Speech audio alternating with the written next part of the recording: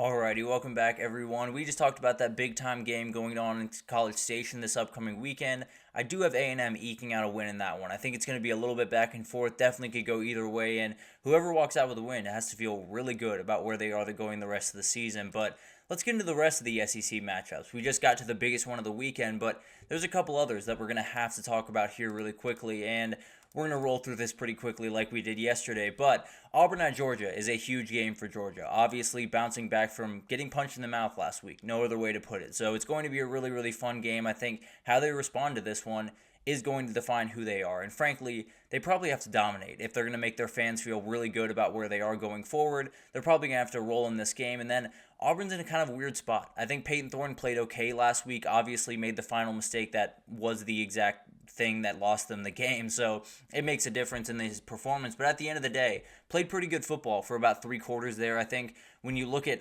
what Auburn had going into this game, they can't feel great when Alabama made that big time play and took that win, because they knew that was going to make Georgia a little bit angry. So we'll see what happens in this game, but players to watch, I think Dominic Lovett's got to step up. You see, look at this Georgia offense, and you're trying to figure out who the guy is. You're trying to figure out who the guy is that they can go to every single down, or at least go to consistently, and feel really good about it. It was Ladd McConkey last year. It was Brock Bowers as well, and I think they're kind of finding something in Lawson Lucky, so that's something to keep an eye on. But Dominic Lovett is a guy that just very badly needs to be a huge part of this team. When you talk about a guy out of the slot position with a quarterback like Carson Beck, you can absolutely do a ton with that player.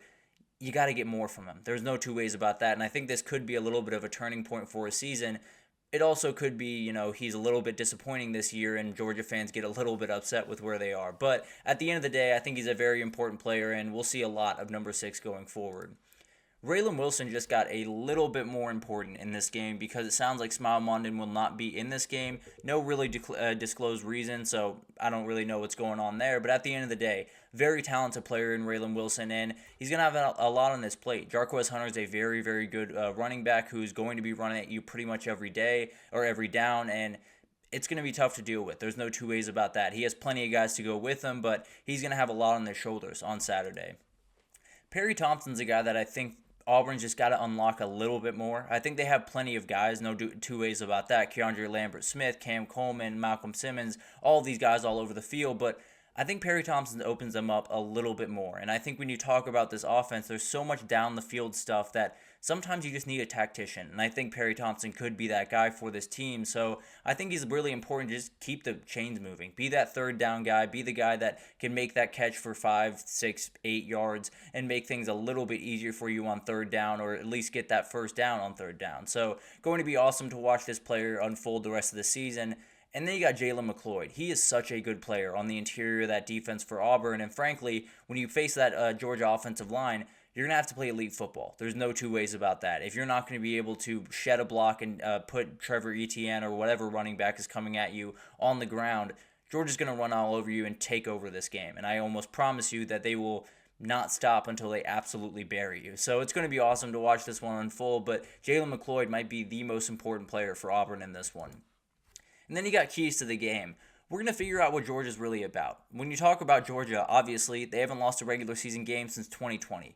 It is going to be a little bit different walking into this game. Now, I think they'll be more than fine, at least generally, but there could be some holes there. There could be some players that aren't playing quite as hard as you would expect them to play. There could be some broken coverages the same way there were against Alabama, and then you're looking up and saying, they won this game, but it didn't look quite as good as you would hope. So the mentality of Georgia is going to be huge. Walking into this game and saying, we're not just here to win. We're here to absolutely dominate them and get back on the right track, and we'll see if they can do that. And then eliminate big plays. Obviously, that's the way Auburn's going to win this game. They're going to hit a couple of big plays over the top, and then Georgia's going to give them a couple of mistakes back. But if you can eliminate that, if you're Georgia, there's almost no chance that Auburn wins this game, if I'm being totally honest. Malachi Starks on that back end is going to have to play better football than he did last week. Had a couple of not so great coverages, although the one tipped pass is just ridiculous in every sense of the word by Ryan Williams. But at the end of the day, they got to keep a cap on this offense. If you can't, then this one could get a little bit interesting. But if you make sure those deep balls do not get connected on,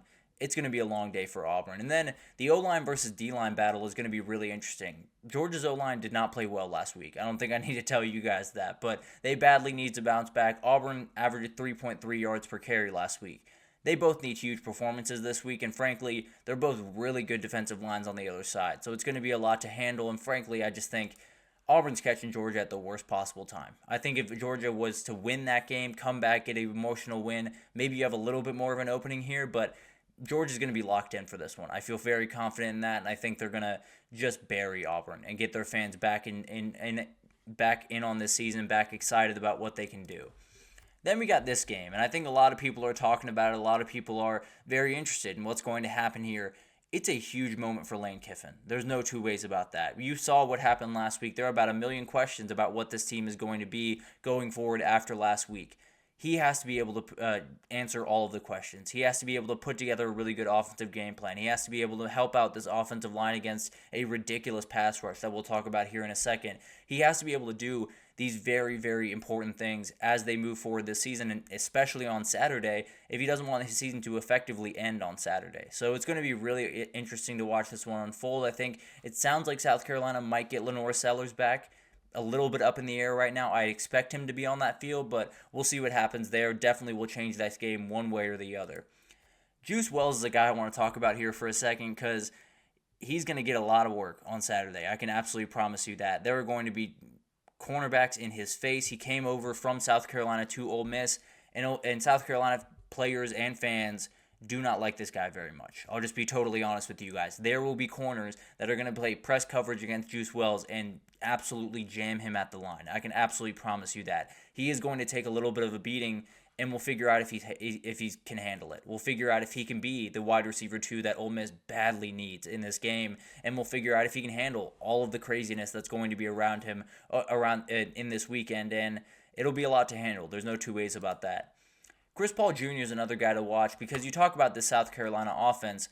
When you have to deal with Lenore Sellers or Robbie Ashford, really, you're going to have to get on the edge, out on the edge in a hurry. And then you have Jarquez Hunter running straight downhill at you. Not an easy thing to deal with. It's going to be really interesting to see how they combat this just with the linebackers as a whole, but this is probably your leader of the defense, at least in the linebacker room. This is going to be the guy that they're all looking to. They're all kind of gravitating towards to give him all of the assignments.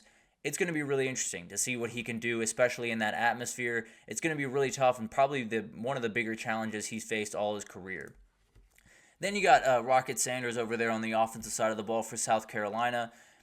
You're not going to win this game without running the ball, and especially without Rocket Sanders and without Lenore Sellers getting out on the edge and making a couple of big-time plays, because Ole Miss is probably going to make a couple of big plays. I feel pretty confident in that. They're going to hit a couple of big-time passes downfield, and if you can't counter them with a couple of long, sustained drives to keep that offense on the sideline, it's going to be a long day. It's exactly what Kentucky did a great job of on Saturday. It's something South Carolina needs to do really well this upcoming Saturday. And then you got Dylan Stewart. This is one of the biggest difference makers in the entire sport, one of the best freshmen in the entire sport among all of the crazy freshmen that we're dealing with this year. But at the end of the day, this is one of those guys that can just totally take over a game. We saw it against Old Dominion. Him and Kyle Kennard just buried them in every sense of the word, and he's going to try to do the same exact thing on Saturday. And frankly, that Ole Miss offensive line does not necessarily inspire confidence right about now. But keys to the game, you got to counter this pass rush. We just talked about Dylan Stewart. Kyle Kennard is going to be an absolute problem. And frankly, there's a couple other guys that could be absolute problems for you if you're not careful. This is a very, very good pass rush for South Carolina, and they have the ability to just be the story of this game. When we talk about this game, we recap it on Monday, there's a reality where we spend 5 minutes talking about Kyle Kennard, talking about Dylan Stewart, and the effect they had on this game because they're that big of a problem. So what can Micah Pettis do? What can Diego Pounds do to handle all of this? Because it's going to be a lot to handle, and those guys will absolutely take over a game if you let them. And then the Ole Miss leadership. This is going to be really interesting to watch. We know Ole Miss got a lot of guys from the portal. It's kind of a new group in that locker room. They just got hit in the mouth, and we'll figure out who is kind of the leader of that room, especially going into a really tough environment. We'll figure out, I know Jackson Dart's a pretty good leader. I know that Trey Harris is obviously a leader on that team. I don't have a lot of other names for you. I think there's a number of other guys that could be leaders, like Chris Paul Jr., like Walter Nolan, like Caden Prescorn. But the reality is, I'm not sure if those guys are where they need to be because they haven't really been tested yet. This is where they're really going to be tested, and they didn't necessarily pass last week. We'll figure out if they can do a little bit better this week. And then you got to be able to find more weapons if you're Ole Miss. I understand Trey Harris is one of the best, if not the best, wide receiver in the entire country. you got to find more. There's no way you're going to be able to beat any team in the SEC, really, if you're only attacking them with one guy. So Juice Wells, Jordan Watkins, Caden Prieskorn have to be involved in this game plan. They pretty much have to be involved early because that at least gets you off the ground. And frankly, this is a really weird game. It's going to go back and forth. It's going to be weird, but I don't feel good about this Ole Miss team. I think they're in a really weird spot. I don't think the physicality is where it needs to be. And frankly, I think a team with that many transfers that just got punched in the mouth at home going on the road to South Carolina is not the place you want to be. So I'm going to pick South Carolina. I'm going to go with South Carolina by 3 points here. I know it sounds a little bit crazy, but at the end of the day, I don't think Ole Miss has the juice to take on this challenge. I really don't. And if they do, and we come back on Monday and they've totally blown out South Carolina, I will apologize to Ole Miss. But as of right now, I don't have a real reason to fully believe in this team. But moving forward, Tennessee-Arkansas is going to be a fascinating game over there in Fayetteville. One of those games that I just think it's going to be a little bit harder for Tennessee. I think there's going to be a little bit of a gap that forms in this team, and we'll see what happens as they kind of adapt to that. But at the end of the day, Tennessee passed with flying colors at Oklahoma. This is just another test, and maybe a slightly easier test, although I think it's a little bit of a toss-up. But at the end of the day, it's going to be really, really interesting to see how they respond to it, and frankly, likely going to define this team going forward. Brew McCoy is a player that I want you guys to watch on Saturday because I think he's kind of finding himself in this offense. It was all about Dante Thornton and all of these incredible players that they have on the outside early in the season. I think as you get further into SEC play, having those big bodies, having those Brew McCoys, even Dante Thornton and even Chris Brazzell, having those guys to go to is going to be huge for Nico Iamaleava. And especially in some road environments, having that big body, just find 15 and throw the ball up, is going to make him feel a lot better about where he is. And I think Brew McCoy is going to become a bigger and bigger part of this offense moving down the road. Dominic Bailey's another guy to talk about because Tennessee's going to run the ball at you. Jaquindon Johnson is someone that is not going to back down from a fight, and we'll see if Dominic Bailey and Bryson Eason can handle that because it was something that A&M handled pretty well last week. It's something that if Tennessee doesn't handle, then it's going to be a really long day for him.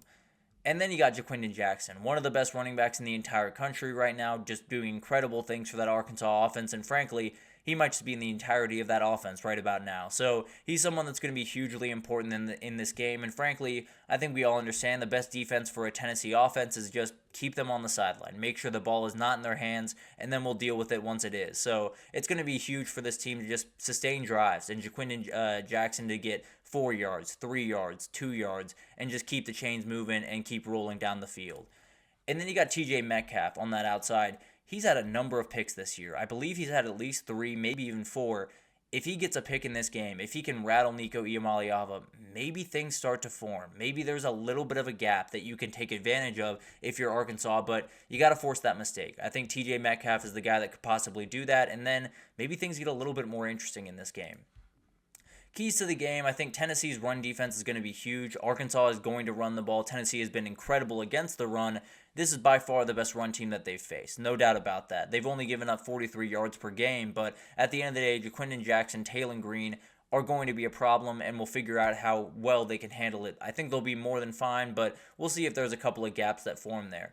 Nico's responsibility is going to be fascinating to me in this one. I think you talk about that Oklahoma game. He wasn't asked to do a ton. Now, he executed at a ridiculously high level for what he was asked to do. So it's not like I'm tearing him down by any means, but he's going to have more on his shoulders in this game. I feel pretty confident about that, and he's walking into another environment that might be a bigger problem than what Oklahoma was for him a couple of weeks ago. So it's going to be a lot on his shoulders, and we'll see how he handles it. It's the next, evolution of Nico Iamaleava is putting a little bit more on his shoulders every single game, and we see how he handles it. It's going to be awesome to watch him develop, and I cannot wait to see what this kid can be the rest of the season. And then Taylon Green's got to be able to escape. There's so many different guys for that Tennessee defensive front that are going to get after him, that are going to cause problems for him.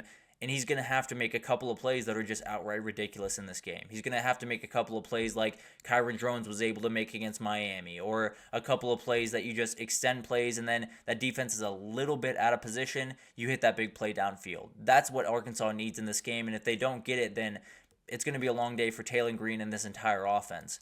I do like Tennessee in this game. I do think they're going to win 31-24, but at the end of the day, I think it gets a little bit sketchy around halftime. I think there's a moment that Tennessee realizes, okay, we're a little bit mortal here. We got to be able to handle business going forward, and it'll be a really fun game to watch. No two ways about that, but I do think Arkansas is going to be able to push them just enough to make things a little bit interesting for Tennessee. But a ton of really fun games in the SEC. That does not end it by any means, but those three really stand out to me. I do think South Carolina is going to get that win. I think Ole Miss is a little bit reeling right now, and I'm not sure they have the roots to go back to win that game. So it'll be really interesting to watch that one unfold. But let's take our second break here, and when we come back, we're going to move over to the ACC. We have 3 ACC matchups to talk about, and Clemson and Florida State is not one of them. So it's going to be really interesting to break this down. Not where I thought we would be at this point in the season, but at the end of the day, we'll break those down right after this, so stick with us.